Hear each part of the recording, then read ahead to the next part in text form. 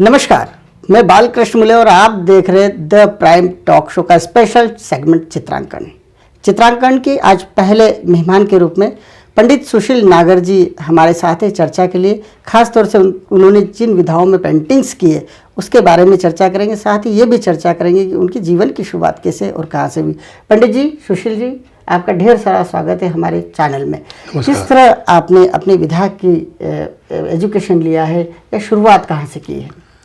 अब चूंकि बचपन मेरे पिता जी मेरे गुरु आदरणीय रामचंद्र जी नागर जी जो जे स्कूल ऑफ आर्ट के गोल्ड मेडलिस्ट थे, जी उनका असर मुझ में आया। जी लेकिन बचपन में ये मुझे इल्म नहीं था कि आगे जाके मुझे यही पेशा अपनाना पड़ेगा। जी इसी कारण मैंने कॉमर्स में बीकॉम एमकॉम करा। जी लेकिन पिता के बीमार होने के बाद जी उन्हीं के काम को संभालने के लिए जी मैंने शुरू में शौकिया तौर पर पक्षी चित्रण बनाना शुरू किया जी वाटर कलर से। जी और 8-10 साल वो करने के बाद संगीत में मेरा रुचि थी, तो मैं नेशनल लेवल पे कंपटीशन जीता हूँ। जी क्रिकेट में खेलता था। जी अब ऐसे ही ये 3-4 विधाएं मेरे पास थी। जी तो जयपुर में लता मंगेशकर जी का आना हुआ जी। अकाल पीड़ित सहायता में प्रोग्राम करने। जी तब मैंने पहली बार एक पक्षी से एक पोर्ट्रेट बनाया। जी पक्षी के चित्रण छोड़ के मैंने एक चित्र बनाया लता जी का जी और उनको मैंने भेंट किया।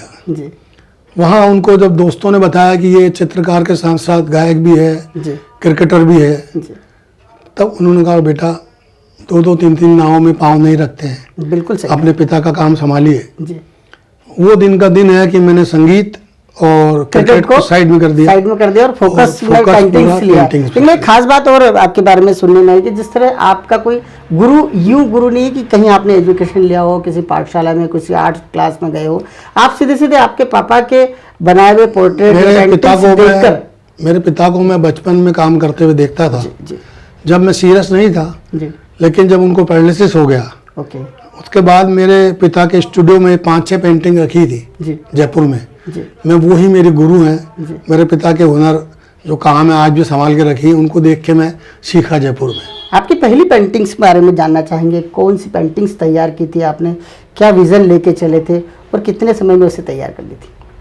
पहली पेंटिंग तो मैंने लता मंगेशकर की ही बनाई थी। ओके, और वो भी उसके पीछे भी एक कहानी कि मित्रों को लता जी से मिलना था। हमको मिलना था किसी भी तरह। वीआईपी, हमारे पास पैसे नहीं थे कि हम 1000 रुपए का टिकट पास लेके वो प्रोग्राम सुनने जाएं। जी। तो ये धुन सवार थी कि लता जी से मिलना है। जी सिर्फ मिलने के लिए हम, इसमें आप आश्चर्य करोगे, हम रात भर जी इस श्रम के सीमेंट के गट्टों में बैठे रहे ओके कि लता जी दिखेगी, लता जी दिखेगी। दर्शन भी कर लिए लेकिन साक्षात्कार भी करना है। जी। रात में जाके घर में स्केच बनाया जी। और सुबह फ्रेम करा के उनको रामबाग पैलेस होटल जयपुर में, जी वहाँ पिकॉक सूट में ठहरी थी वो, वहाँ जाके उनको भेंट किया, तब जाके चैन आया। लेकिन सुशील, आप में एक बिल्कुल ठाठी कलाकार दिखता है, बिल्कुल फक्कड़ कलाकार दिखता है। जो एक कलाकार की ठसक होती है, टसक होती है, वो भी होती है। कलाकार आखिर वो फक्कड़ ही क्या होता है। वो क्या है आखिर कलाकार ऐसा क्यों होता है? कलाकार, देखिए, अगर मैं पैसा कमाने के लिए कुछ काम करता तो सीए बन जाता, बिल्कुल बैंक एम्प्लॉय बन जाता। जी। कला में मुझे पैसे के साथ साथ मुझे संतुष्टि मिलती है, आत्मसंतुष्टि मिलती है।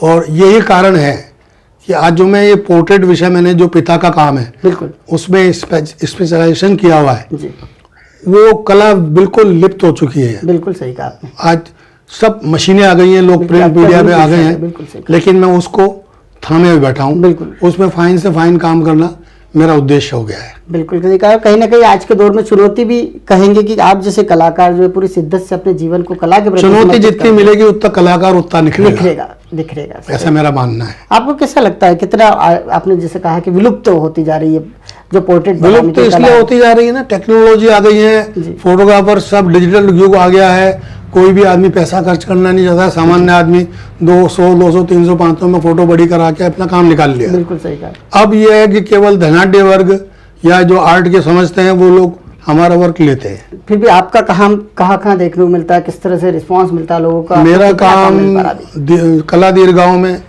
होटल्स में, जी बड़े बड़े कारपोरेट्स के घरों में, जी जो भी जैसे अंबानीज हैं, बजाज हैं, जी गोइंकास हैं, जी या अब्रॉड में है, लंदन में है, यूएसए में है, जो बड़े बड़े घराने हैं वहाँ मेरे काम जाते हैं। गुड, बहुत शानदार वर्क है आपका, हमने भी आपका काम देखा है, काफ़ी उभर के काम दिख रहा है और कला तो इसी झरझर करती दिखाई दे रही है कि आप भी नागर जी की कला को देखेंगे तो एक बार कायल से हो जाएंगे। इंदौर शहर के, मध्य प्रदेश की आर्थिक राजधानी इंदौर शहर के भी कई दिग्गज आपसे पोर्ट्रेट बनवाते हैं और अभिभूत हो जाते हैं, वो आपकी तारीफ करते हुए नहीं थकते कि आपका किया हुआ काम कहीं ना कहीं बड़ी बड़ी मेट्रो सिटीज में बैठे हुए कलाकारों को भी मात देता हुआ दिखता है। कैसा लगता है जब ये प्रतिक्रिया मिलती है? तो प्रतिक्रिया मिलती है तो मुझे खुशी नहीं होती, अरे क्योंकि मैं आज भी जानता हूँ मैं अपने पिता के चरणों की धूल भी नहीं हूँ। गुड, उस दिशा में मेरा प्रयास रहता है कि कभी ना कभी मैं वहाँ तक पहुँचूंगा। सही बात है सुशील जी, आप लोग तारीफ करते हैं लेकिन मुझे मेरा काम पता है, मैं कहाँ, मेरी हद मुझे पता है। बिल्कुल, मतलब पिता क्या होंगे ये हमें भी सोचना पड़ेगा कि यदि आप जैसा कृतित्ववान पुत्र अपने पिता को इस तरह आज भी याद करता है, उनके काम को याद करता है, तो मुझे भी अपने भीतर से, अपने अंदर से रोंगटे खड़े हुए महसूस हो रहे हैं। आपके बारे में जानना चाहूंगा जी। मेमोरी रैंक कर लेते थे। ओके, आपसे बात कर रहे हैं, आप चले जाओ, आपका पोर्ट्रेट मिल जाएगा। ओके, बहुत ऊंचे कलाकार थे। जी जी, मैं दाल रोटी कमाने के लिए, रोजी रोटी के लिए इस लाइन में आया हूँ जी, और वो जन्मजात कलाकार थे। और आप इसमें भी, अंतर होता है। और आप भी उस पिता के बेटे हैं जो कि पिता की बनाई हुई पेंटिंग्स को देखकर एक पेंटर बने और एक ऐसे पेंटर बने जिसका मैं खुद भी कायल हूँ। आपकी अगर एग्जीबिशन की बात की जाए तो आपकी एग्जीबिशन अभी तक कहाँ कहाँ लग चुकी है? मेरी खुशकिस्मती रही है, बहुत सौभाग्य रहा है कि इंदौर में मेरी एग्जीबिशन सबसे आखिरी में लगी है। जी मुंबई में मेरे एक परम मित्र हैं, जी, वो मेरे काम से इतना प्रभावित हुए कि उन्होंने जी मलेशिया की रानी के महल में जी, मेरी 75 इस्लामिक पेंटिंग की एग्जीबिशन लगवाई। गुड, मैं उनका ऋणी रहूँगा। फिर उसके बाद में मुंबई में लगी, जी जयपुर में, और दिल्ली में छोटी सी एग्जीबिशन थी, और अभी पिछले 2 साल पहले इंदौर में बहुत अच्छे लेवल पे मैंने एग्जीबिशन करी, वो सफल भी गई। चलिए, बहुत बहुत शुभकामनाएं आपको। लेकिन जिस तरह से देखा जाता है एक कलाकार के लिए, आज हम बात कर रहे हैं लॉकडाउन के बाद अनलॉकडाउन की, क्योंकि लॉकडाउन कोरोना काल महामारी जबरदस्त तरीके से आई और कहीं ना कहीं ये जो समय काल परिस्थितियां जो बनी इन दिनों की, खासतौर से देखा जाए तो आध्यात्मिक लोगों के लिए काफ़ी ये पॉजिटिव नेचर वाला समय काल था, और आप जैसे कलाकारों को लिए भी खासतौर से ये जो समय रहा होगा, कुछ नया, कुछ नवाचार करने का वक्त रहा होगा। क्या नवाचार कर पाए, क्या नया? देखिए, जहाँ तक मेरा पर्सनल है जी, तो मैंने कोरोना काल में बड़ा आनंद से बिताया है जी, क्योंकि मैं घर से बाहर निकला ही नहीं, अपनी पेंटिंगों में खोया रहा, अपना काम करता रहा। बिल्कुल सही कहा। लेकिन एक अफसोस ये रहा जी कि लोग इस कोरोना को समझ नहीं रहे हैं। जी, लोगों के लिए मन में संताप है मुझे, बिल्कुल, और मैं चूंकि पहले सिंगर रह चुका हूँ, जी इसलिए एक मेरे उस्ताद जो अहमद हुसैन मोहम्मद हुसैन जी है, जी, आपने उनका नाम सुना होगा, जी इंडिया के बेस्ट गज़ल सिंगर्स जी हैं। जी, उनकी एक गज़ल है, उसको मैंने कुछ तोड़ मरोड़ के जी इंदौर के लोगों के लिए मैंने बनाई है, जी, तो वो मैं आप कहें तो बिल्कुल बिल्कुल हाँ। बिल्कुल बिल्कुल आप सुनाइए। और इसके बाद में वो इंदौर का वाकया भी मैं सुनना चाहूंगा, जब आप मंच पे एक लता मंगेशकर अलंकरण समारोह के दौरान आप किसी एक जरूर। हस्ती से मिले थे, एक गायक जरूर। कलाकार से मिले थे। अब कहाँ हूँ कहाँ नहीं हूँ मैं, जिस जगह हूँ वहाँ नहीं हूँ मैं। कौन आवाज दे रहा है मुझे, कोई कह दे के यहाँ नहीं हूँ मैं। कोरोना हूँ कहाँ वतन मेरा, कोरोना हूँ कहाँ वतन मेरा। चीन जापान ना इंडिया मेरा, कोरोना हूँ कहाँ वतन मेरा। क्या बात है, कोरोना को हर घड़ी एक नई कयामत है, हर घड़ी एक नई कयामत है। घर में बैठो नहीं दफन तेरा, मैं हवा हूँ कहाँ वतन मेरा। बहुत शानदार पंडित जी। कोरोना बोल रहा है लोगों से कि हाथ जोड़ के जी। कि मेरा वतन कहीं नहीं है, घर हाथ जोड़ रहा हूँ कि घर में बैठो नहीं तो दफन तेरा। बिल्कुल एक संदेश है कोरोना काल में, और आज भी ये संदेश कारगर है, क्योंकि इंदौर शहर से या भारत भूमि से कोरोना भी अलविदा नहीं हुआ। एक संस्मरण और लता मंगेशकर अलंकरण समारोह का सुनना चाहिए। क्योंकि मैं संगीत प्रेमी हूँ तो एक फिल्म आई थी ताल, ए.आर. रहमान का म्यूजिक था। बिल्कुल। वो फिल्म मैंने आंखों से 2 बार देखी जी। और आंखों और कानों से 28 बार देखी। गुड। म्यूजिक सुनने आता था। अच्छा। अब बाई द वे क्या हुआ कि लता मंगेशकर का अलंकरण हुआ 2005 में इंदौर में, ए.आर. रहमान को पुरस्कृत किया गया जी। तो मैंने वही स्कीम में स्केच बनाया, फोटो ढूंढा जी, और अब कैसे पहुंचे वहां, तो वीआईपी पासेस। बिल्कुल। कमिश्नर अशोक दास से मिला, कैलाश जी विजयवर्गीय ने मेरे को सपोर्ट किया। अब जैसे तैसे मैं स्टेज पर उनको मैंने वो स्केच दिया जी, अपना 15 मिनट में बनाया था मैंने जी। तो उन्होंने जो मैंने उसके साथ में मैंने गोल्ड के मृदंग और तबला बना के दिए उनको मार्बल की शीट पे। तो उन्होंने गोल्ड ये अपना जो गवर्नमेंट का 1 लाख रुपए का चेक वो टेबल पे रख दिया, और मेरे जो चित्रों को और गोल्ड के तबला उसको जनता को दिखाया कि ये दिस इज माई, ये असली मेरा इनाम है। बिल्कुल। और 15 मिनट तक मैं उनके साथ स्टेज पे रहा। फिर जाते जाते वो मैसेज भी देके गए मेरे को।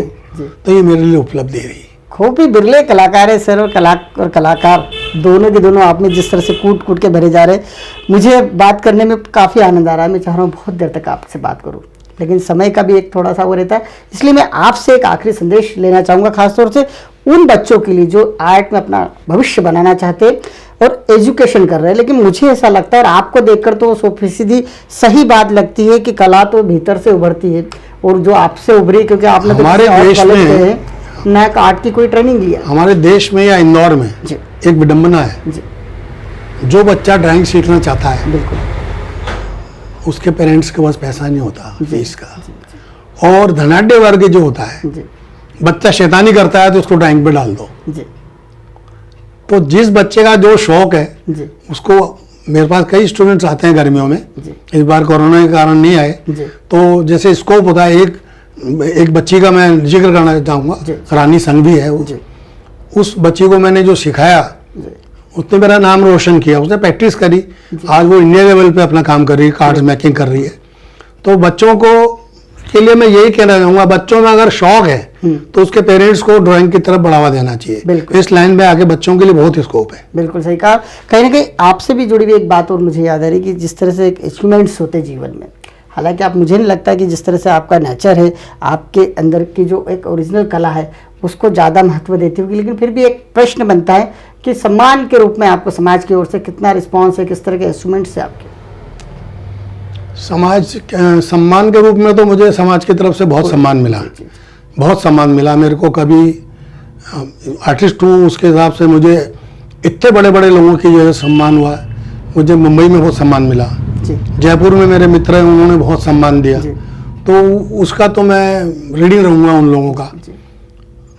खास तौर से मुंबई में जो मेरे मित्र हैं जिन्होंने मेरी एग्जीबिशन लगाई, आज भी मेरे लिए, कोरोना काल में भी मेरे लिए वो लोग बिल्कुल काम लेने के लिए खड़े हैं। जयपुर में मित्र हैं, वो ऐसे मित्र हैं कि उनको पेंटिंग की आवश्यकता नहीं है, लेकिन कोरोना में पता है कि ऑल ओवर सब तरफ काम रुका पड़ा है, तो तुम पेंटिंग बनाओ, बिल्कुल सही, और जयपुर कभी भी लेके आ जाओ। तो ऐसे सम्मान मेरे आर्ट के कारण, मित्रता के कारण इसमें मिलता है मुझे। बिल्कुल। प्रश्न तो अब फिर एक बनता है कि इतनी सकारात्मक एनर्जी आखिर आपको कहाँ से मिलती है, कैसे मिलती है, आप बता सकते हैं?